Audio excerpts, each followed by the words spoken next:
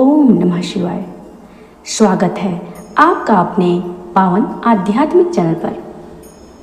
श्रावण मास वो पवित्र समय है जब आकाशगंगा से अमृत की वर्षा होती है और धरती पर भगवान शिव की भक्ति की गूंज फैल जाती है।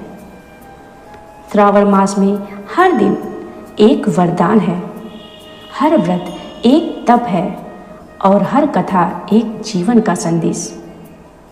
आज हम सुनते हैं श्रावण मास महात्म्य का 14वां अध्याय। श्रावण मास शुक्ल पक्ष की पंचमी तिथि को मनाया जाता है नाग पंचमी व्रत, जो समर्पित है नाग देवताओं को। इस दिन धरती के नीचे बसे नागलोक के देवता पूजे जाते हैं ताकि जीवन में किसी प्रकार का सर्पदोष, भय या विघ्न न आए। तो आइए जानते हैं इस पावन व्रत की कथा, पूजा विधि और उसका गूढ़ महत्व। श्रावण महात्म्य 14वां अध्याय, नाग पंचमी व्रत महात्म्य। ईश्वर बोले, हे महामुने, अब श्रावण मास के शुक्ल पक्ष में पंचमी तिथि को जो व्रत करणीय है उसे मैं बताऊंगा, आप उसे सुनिए। चतुर्थी को एक बार भोजन करें और पंचमी को नक्त भोजन करें। स्वर्ण, चांदी, काष्ठ अथवा मिट्टी का 5 फरों वाला सुंदर नाग बनाकर पंचमी के दिन उस नाग की भक्ति पूर्वक पूजा करनी चाहिए। द्वार के दोनों ओर गोबर से बड़े बड़े नाग बनाए और दधी, शुभ दुर्वा कुरो, कनेर, मालती, चमेली, चंपा के पुष्पों, गंधों, अक्षतों, धूपों तथा मनोहर दीपों से उनकी विधिवत पूजन करें। तत्पश्चात ब्राह्मणों को घृत, मोदक तथा खीर का भोजन कराएं। इसके बाद अनंत वासुकी, शेष, पद्मनाभ, कंबल, करकोटक, अश्व, 8वां धृतराष्ट्र, शंखपाल, कालिय तथा तक्षक, इन सब नागकुल के अधिपतियों को तथा इनकी माता कद्रु को भी हल्दी और चंदन से भीत पर लिखकर पुष्प आदि से इनकी पूजा करें। व्यक्ति को चाहिए कि वल्मीक वामी में प्रत्यक्ष नागों का पूजन करें और उन्हें दूध पिलाएं। घृत तथा शर्करा मिश्रित पर्याप्त दूध उन्हें अर्पण करें। उस दिन व्यक्ति लोहे के पात्र में पूरी आदि न बनाए। नैवेद्य के लिए गोधूम का पायस भक्ति पूर्वक अर्पण करें। भुने हुए चने, धान का लावा तथा जौ सर्पों को अर्पण करना चाहिए और स्वयं भी उन्हें ग्रहण करना चाहिए।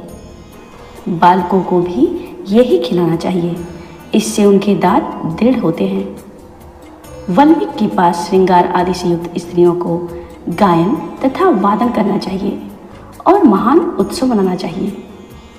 इस विधि से व्रत करने पर सर्प से कभी भी भय नहीं होता।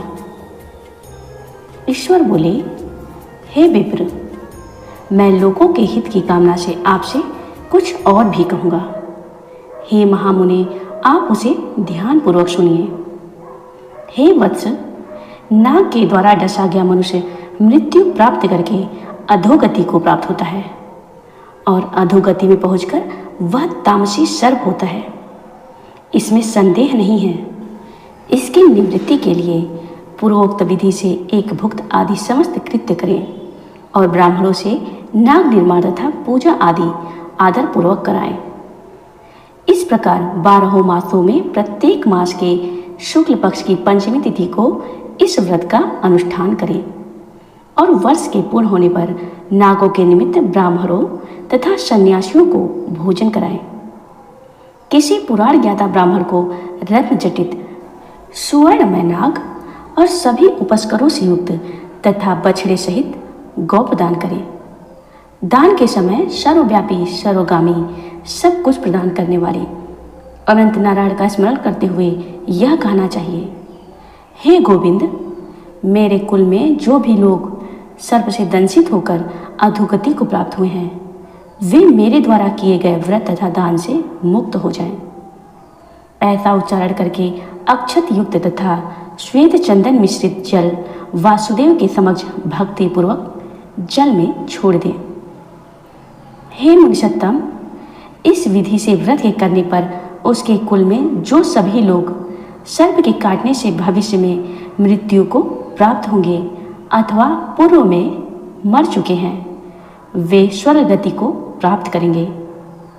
साथ ही हे कुलनंदन, इस विधि से व्रत करने वाला अपने सभी वंशजों का उद्धार करके अप्सराओं के द्वारा सेवित होता हुआ शिव सानिध्य प्राप्त करता है।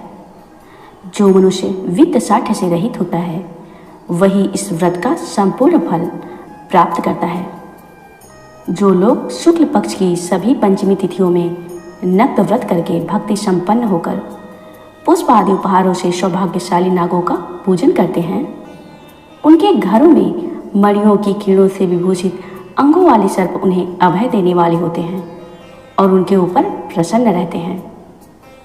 जो ब्राह्मण गृहदान का प्रतिग्रह करते हैं वे भी घोर यातना भोग कर अंत में सर्प योनि प्राप्त करते हैं।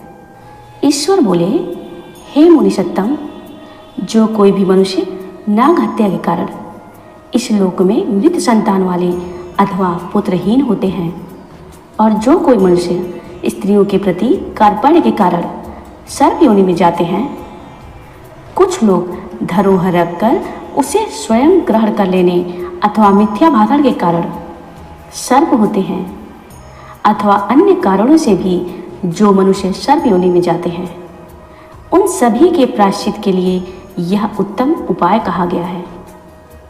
यदि कोई मनुष्य वित्त साठ्य से रहित होकर नाग पंचमी का व्रत करता है तो उसके कल्याण के लिए सभी नागों के अधिपति शेष नाग तथा वासुकी हाथ जोड़कर प्रभु श्री हरि से तथा सदाशिव से प्रार्थना करते हैं।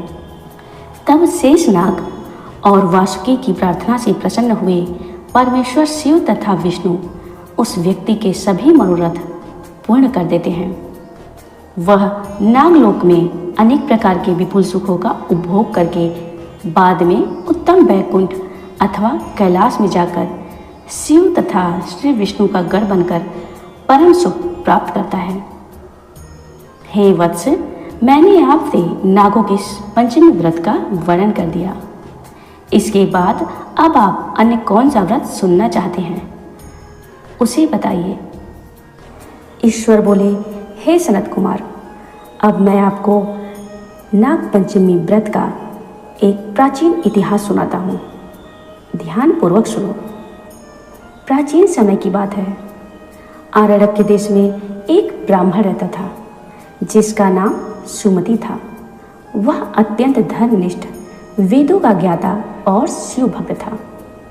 उसके 7 पुत्र थे जो सभी विद्वान किंतु अभिमानी थे। एक दिन ब्राह्मण पुत्रों ने एक गहरे वन में यज्ञ के लिए भूमि तैयार की।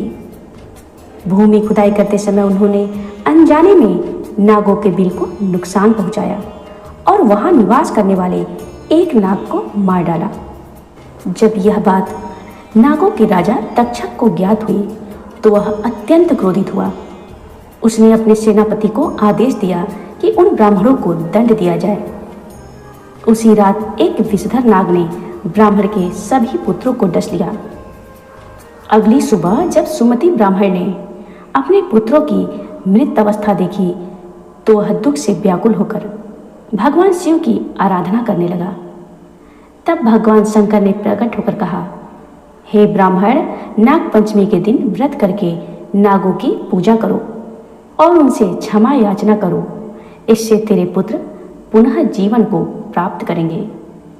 सुमति ब्राह्मण ने श्रावण मास की शुक्ल पक्ष की पंचमी तिथि को नाग पंचमी व्रत किया।